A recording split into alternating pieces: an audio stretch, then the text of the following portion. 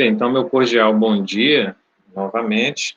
Tivemos um problema aí relacionado ao ambiente, né? O ambiente do IF Goiânia está muito instável hoje, isso é o que é acadêmico e demais opções de acesso, né, dentro do sítio. Então, isso acabou impactando um pouco aí nessa questão de eu estar disponibilizando material para vocês e avisando do nosso horário, né? Geralmente eu estou iniciando geralmente às 8 horas, um pouquinho mais cedo, mas em virtude dessa instabilidade, acabei não tendo condições de avisá-los, né? Entrei em contato com o Norta, e ainda bem que ele conseguiu superar aí esse transtorno e avisá-los, tá? Então, vamos iniciar a nossa temática de hoje. Nós vamos entrar na haste mesopotâmica. Deixa eu melhorar aqui a visualização. Bem, a arte mesopotâmica, ela é um tipo de arte que se iniciou depois da arte rupestre. Ela tem algumas características bem distintas que acaba a diferenciando em relação à arte rupestre. Obviamente, a arte rupestre, ela é a arte que deu base, né, forneceu os insumos necessários para o surgimento dessa nova arte, da arte mesopotâmica, que, ao meu ver, foi também uma das maiores contribuições para a nossa sociedade. Ela marcou o início de uma nova era, marcou o início da era histórica. Então, a partir do momento que o homem ele começa a registrar os seus fatos, registrar as formas e maneiras de se executar algo, isso acaba gerando alguns pressupostos para que futuras gerações venham a aproveitar desses insumos. Então, nisso a arte mesopotâmica ela tem uma fundamental característica, que ela trouxe um marco na história, né? Então, foram dois grandes marcos. Primeiro, a invenção da escrita, né, o desenvolvimento da escrita, que permitiu com que o conhecimento das técnicas, da ciência em si, daquela época, pudesse ser postergada para futuras gerações. Um outro, né, que foi de fundamental importância, uma outra invenção, foi a da roda. Então, graças à roda, nós podemos ter hoje maquinários, né, peças, que permitem com que o trabalho humano possa ser desenvolvido de uma maneira mais precisa e exponencialmente mais potente do que o braço humano. Então, a roda permitiu que outras invenções pudessem surgir. E a arte, por ser a base que dá sustentação à inovação, ela tem um peso significativo na história, porque a arte está muito vinculada à inovação, porque é a capacidade que o homem tem de se expressar dentro da sua subjetividade. Bem, nesse contexto, a arte mesopotâmica, ela representa diversas manifestações artísticas. Então, nós temos aí a pintura, a escultura, a arquitetura, o artesanato e, até então, algo que não tínhamos, que é a própria literatura. Porque na arte rupestre nós tínhamos a pintura, nós tínhamos também algumas formas de escultura que o homem fazia. Ali ele começou a criar instrumentos bem arcaicos, né, bem rústicos, a partir de ossos, a partir de pedras e a partir de metais, né, que foi a última forma de manuseio dessa criação do ferramental. Então, com isso, ele acabava tirando lascas de alguns objetos, e aí esses objetos acabavam tendo formato de escultura. Tivemos também a arquitetura, né? O homem começou a construir suas residências, seus móveis, mas ainda não tinha desenvolvido, a princípio, alguns itens necessários que na nossa arte mesopotâmica já começou a aparecer, que foi a criação do tijolo assado. Então, tijolo assado ele tem uma resistência muito maior, e com essa resistência eu consigo construir prédios, edificações maiores, mais precisas e mais resistentes às singularidades temporais. O artesanato também já existia na arte rupestre, e a literatura é uma caracterização nova, porque a literatura ela tem um pressuposto de algo escrito. Então, como os mesopotâmicos eles desenvolveram a escrita, então a partir desta é que nós conseguimos aí construir os insumos necessários, né, dentro da arte literária.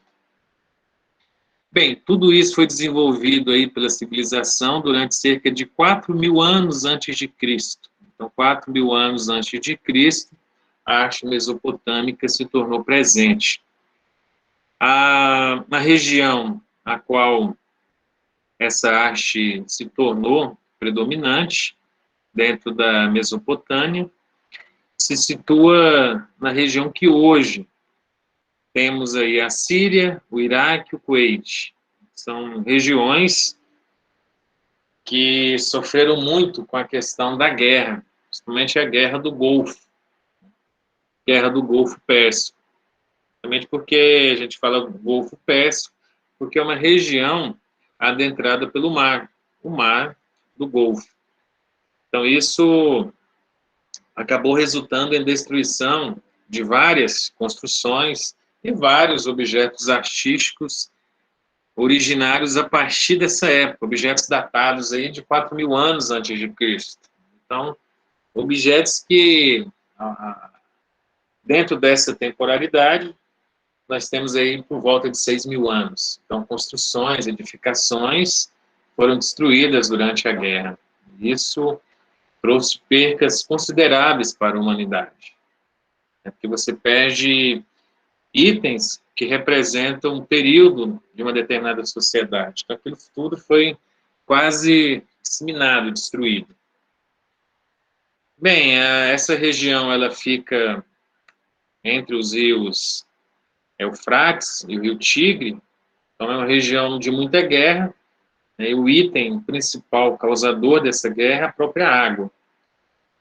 Que a água é um bem que naquela época, e até hoje, tem grande relevância, porque através da água você consegue desenvolver a agricultura, você consegue, com isso, desenvolver a alimentação da sua tribo e da sua população. Então, ter água naquela época era sinal de você ter vida também.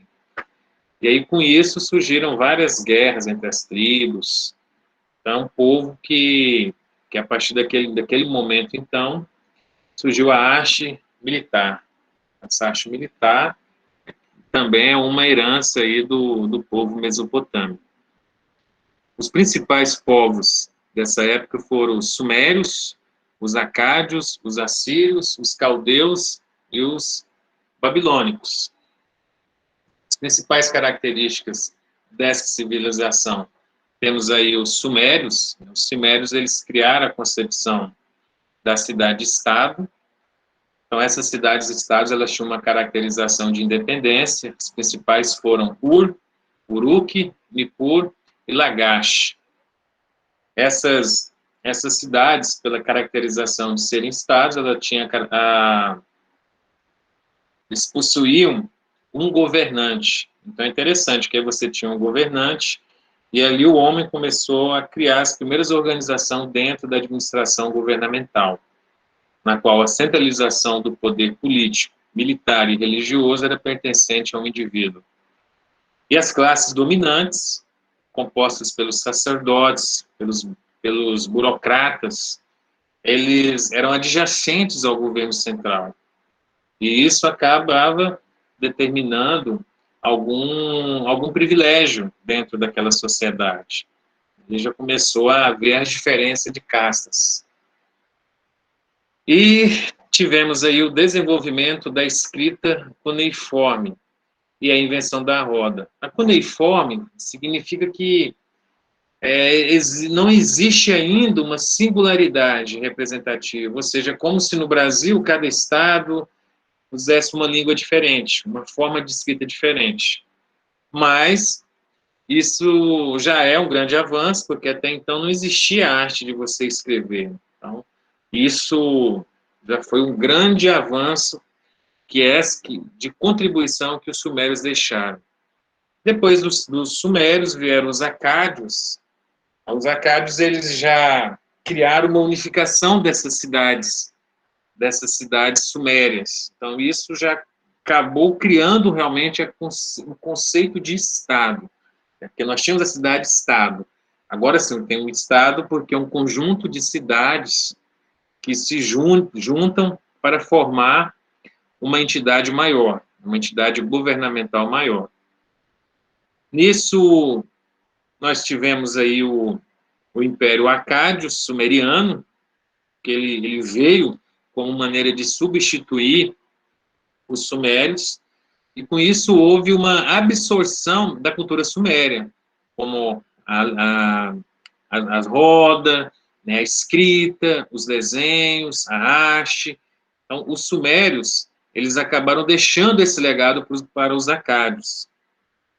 No entanto, esse período ele foi até relativamente curto, durou aí entre volta de 500 anos, né, já que o Cimério já durou-se aí um tempão maior, né, quase 1000 anos, apesar de 1500 anos, na verdade. Apesar de estar dizendo aproximadamente aí 3.000 a 2.550, na verdade é de 4.000 a 2.550, que data-se 1.500 anos, tá? Esse número está equivocado. Bem, a curta duração, exatamente por causa das revoltas e das invasões estrangeiras, porque imagina só, se chegasse aqui um decreto para que todos nós aprendêssemos uma língua russa, então, todo mundo ia ficar revoltado, e foi isso que acabou resultando das revoltas que culminaram no fim dos acádios. Porque os acádios, quando instituíram um estado maior, formado por várias cidades, então eles instituíram algumas condições culturais, as quais a escrita era uma delas. Não? Havia aquela incumbência, aquela necessidade dessa unificação. E aí acabou resultando em diversas revoltas da população daquela época. Bem, depois tivemos os amoritas. Os amoritas foi caracterizado principalmente da figura do rei Hammurabi. Então, o Hammurabi, ele conquistou a Mesopotâmia, formou o primeiro império babilônico. Então, a Babilônia, ela acabou adjacente inserindo as outras cidades, estados, que na verdade já eram estados dentro do seu contexto. Então, foi o primeiro império da existência humana. Então, ali foi interessante que houve uma evolução da parte da legislação. Então, as regras, as leis não eram escritas, não existia um consenso para escrever essas normativas. E a partir dos amoritas, houve esse surgimento. Então, isso datou-se e ficou conhecido como Código de Hammurabi, que foi o primeiro código realmente judiciário da humanidade. O que é um código judiciário? É um conjunto de regras que normatizam as interações sociais humanas. Então, ali há certas regras, punições, deveres e obrigações, né, escritas explicitamente.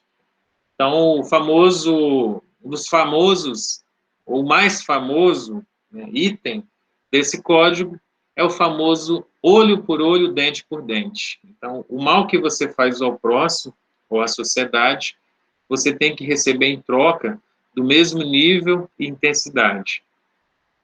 Então, a legislação surgiu aí a partir do Código de Hammurabi.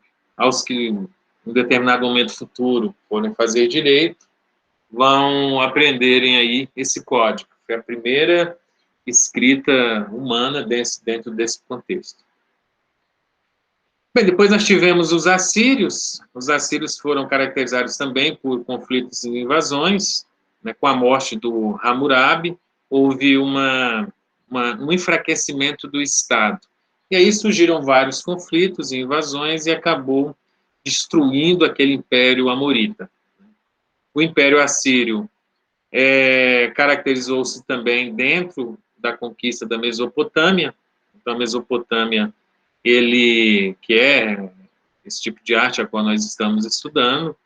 Então, os assírios, eles tiveram um fato interessante, que foi disseminar a cultura e a arte da Mesopotâmia para outros povos. Então, tivemos aí uma expansão territorial. O Estado se militarizou, então, com isso, nós tivemos o aumento da violência, dos tributos, porque para você manter uma ala militar, exige recursos. Então, houve grande aumento desses tributos para que permitisse uma estrutura militar favorável. Em decorrência disso, os assírios foram um povo assim muito bem destacado militarmente entre os demais, tanto que houve essa expansão territorial, e com isso houve a inserção da escravatura. Poxa, se eu conquisto uma região, o que é que eu vou fazer com aquele povo? Ao invés de matar, disseminar.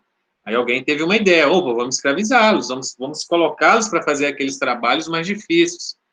Aí tinha as minas de pedra, né, de sal, que as pessoas tinham que ir lá, e em situações subhumanas, trabalhar até exaustão, até morrerem, tanto que a expectativa de vida de um escravo era antes de 30 anos, 27 anos, o escravo já não aguentava mais, era muito trabalho, era um trabalho forçado direto.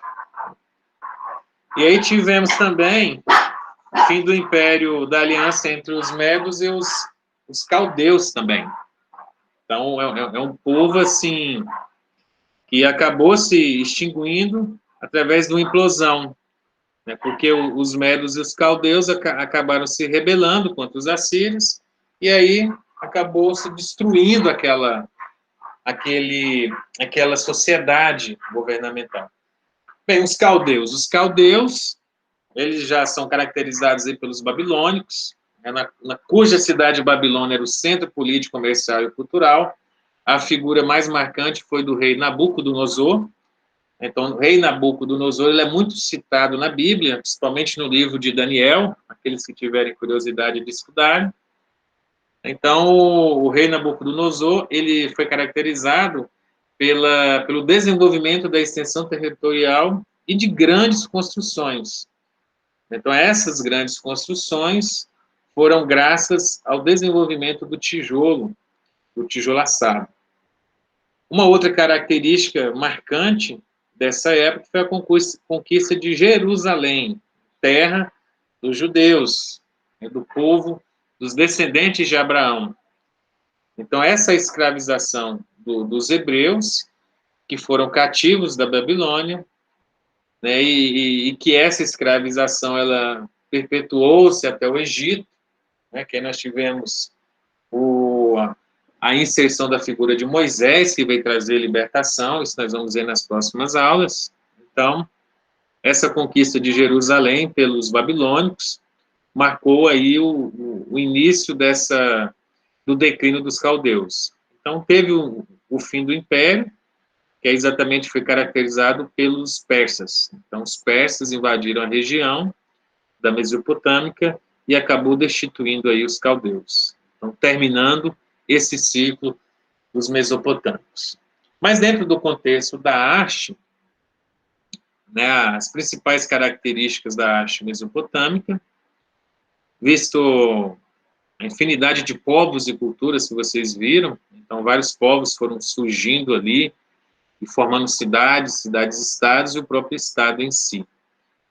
Então ela reflete muito o quesito da arte dentro de um processo histórico, político e religioso. Os principais materiais utilizados para a produção da arte mesopotâmica eram a argila, o adobe, o junco, o marfim, o ouro. Então, diversas pedras preciosas foram utilizadas para desenvolvimento dessa arte. A arquitetura ela foi muito bem desenvolvida nesse período, sendo marcado pela grandiosidade das formas. A cultura e a pintura possuem a mesma finalidade decorativa, ou seja, elas foram produzidas para decorar os espaços arquitetônicos. Então, o que aconteceu nessa época aí? O homem passou a utilizar os metais, né, como uma forma de tintura em cima dos objetos construídos, a partir das cerâmicas, das argilas. Por quê? Porque o metal, ele dá uma caracterização de durabilidade. Então, essa durabilidade fez com que nós tivéssemos, até então, objetos daquela época, objetos aí com 6.000 anos, 5.000 anos de existência. Mas, graças ao metal, esses objetos conseguiram se perpetuar por anos e em virtude dos desgastes sofridos pela natureza. Então, é uma caracterização deles usarem esse tipo de material para construírem a sua arte. E eles utilizavam muito os murais. Então, esses murais eram formas de mostrar a significância e o poderio daquele governo. É parecido com a suástica usada pelos nazistas. Então, você olhava para aquele símbolo e você sentia orgulho daquele símbolo, daquela representatividade. E temor também para os povos conquistados. Então, esses murais, eles eram desenvolvidos e construídos nas grandes edificações, né, nos templos e palácios, e aí eles utilizavam cores, né, contrastianas, para que desse aquele sentido e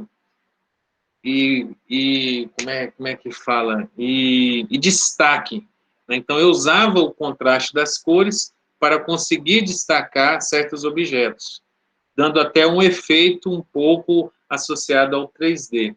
Eles gostavam também de criação de mosaicos, né, de guerras, sobre os rituais e sobre as cerimônias.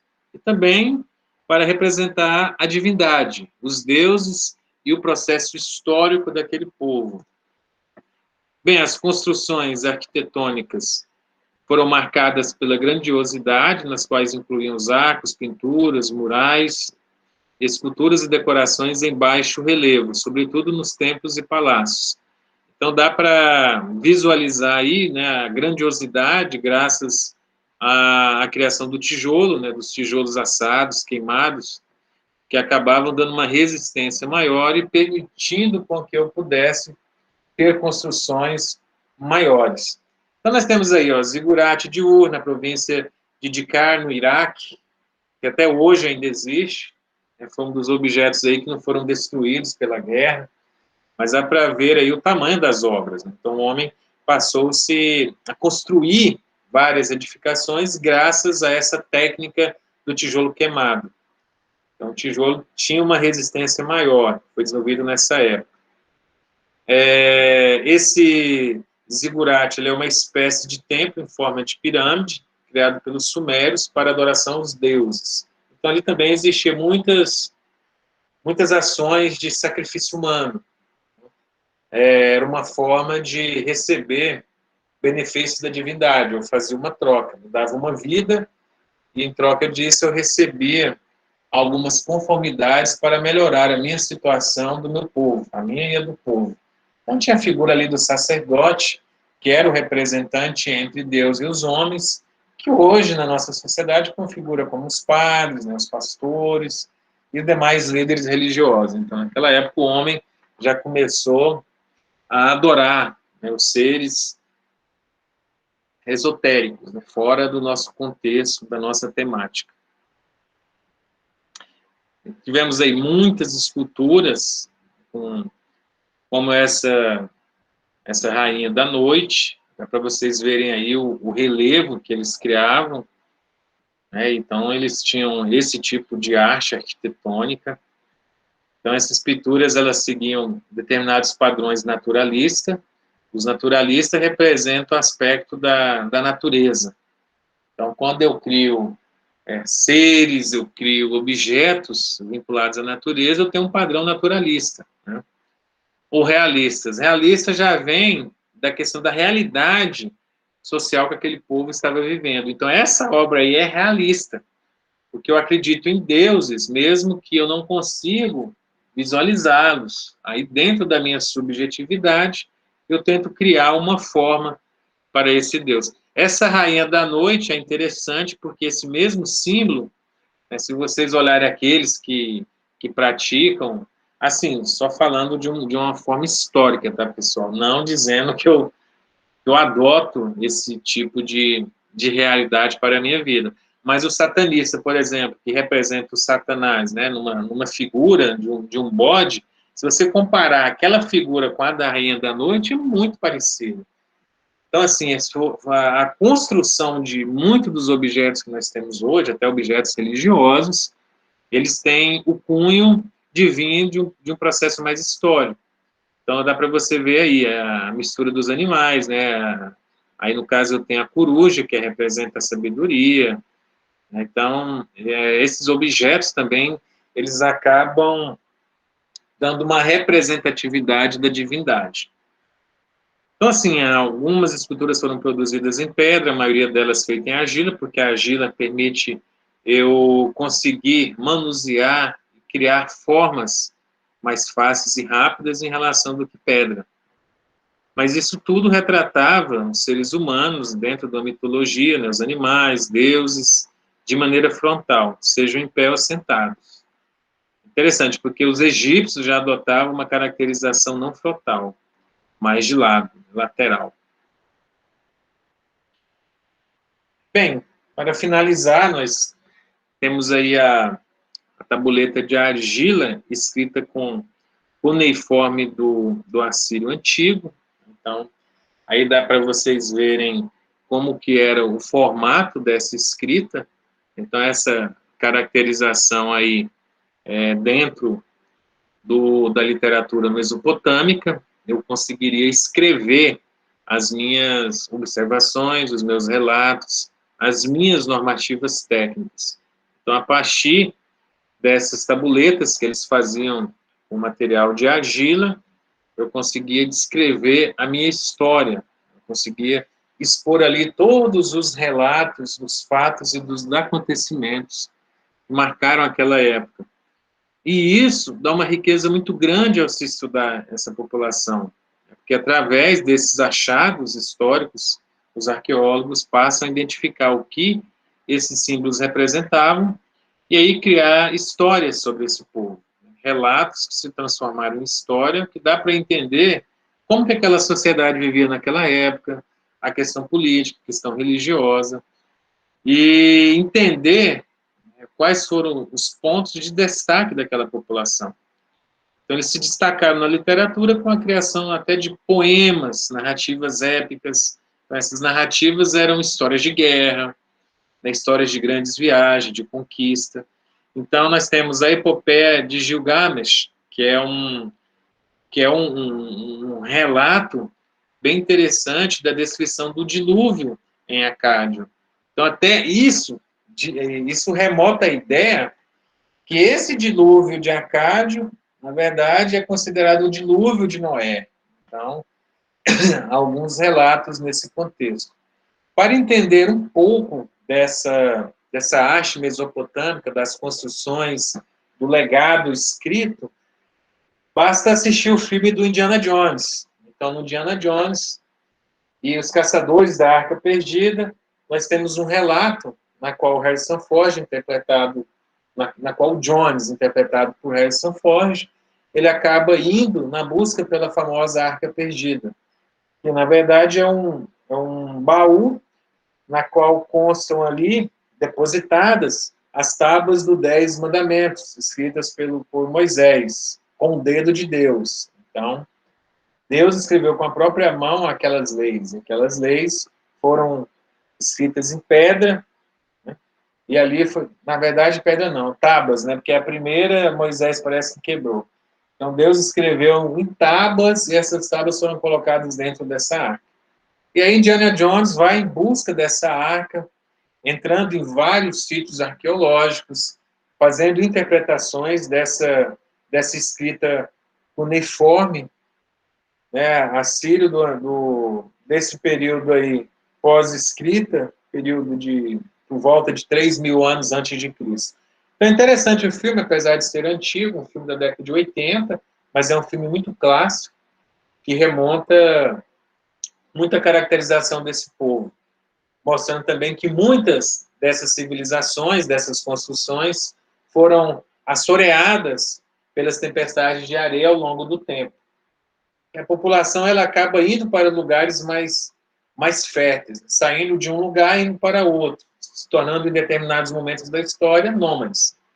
Então, quando você abandona uma construção, aquela construção ela acaba se deteriorando, e vieram tempestades, e aí acabou soterrando várias cidades. Inclusive, até em Israel, existem muitas cidades, muitos templos, muitas construções soterradas, por terremotos e por essas questões das tempestades de areias. Bem, pessoal, o que eu tinha para passar para vocês hoje, dentro do contexto artístico mesopotâmico, foram essas palavras. Vocês têm algum comentário, alguma observação a fazer? Está tudo tranquilo? Bem, como diz o ditado, né? Quem cala consente. Então tá bom, pessoal. Eu vou finalizar a nossa aula de hoje, tá? Vou logo disponibilizar para vocês essa aula. Já desejo aqui Feliz Natal para vocês, um próspero Ano Novo, que o intuito agora é nos vermos só no início de janeiro. E aí eu vou colocar também, né, tá perguntando aqui sobre os slides. Eu não coloquei no mudo esses slides, porque até então o ambiente estava fora desde ontem à noite.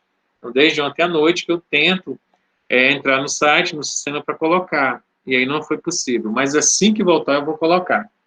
Aí eu já vou corrigir as atividades também, para a gente finalizar esse período aí de 2020. Não fiz até então, porque eu estava realmente bem atolado lá com o doutorado, mas agora que já deu uma folga, eu vou dispor essas notas para vocês. E aí, em janeiro, nós retornamos, e aí, então, eu vou passar mais atividades, tá bom? Então, fiquem com Deus e até uma próxima. Bom, estão perguntando aqui se a próxima tarefa será resumo. Sim, eu gosto de trabalhar com isso. Porque vocês fazem uma síntese do que está escrito e acabam entendendo. Aí, no finalzinho, eu vou passar para vocês algumas questões do Enem, né, que caem sobre esse tipo de arte. Eu acho que é o que é mais relevante para vocês no momento. Né, porque vocês, hoje, o objetivo de vocês é o Enem. Tem algumas questões a serem discutidas, né, mas o Enem é primordial. Aí, se vocês forem ir para a área da antropologia, da história, com certeza vocês vão rever esses assuntos, estudarem e aprenderem bem mais. Que aí já vai ser algo que vocês vão utilizar na profissão de vocês. Tá bom? Então, fiquem com Deus, um forte abraço e até a próxima. Tchau, professor.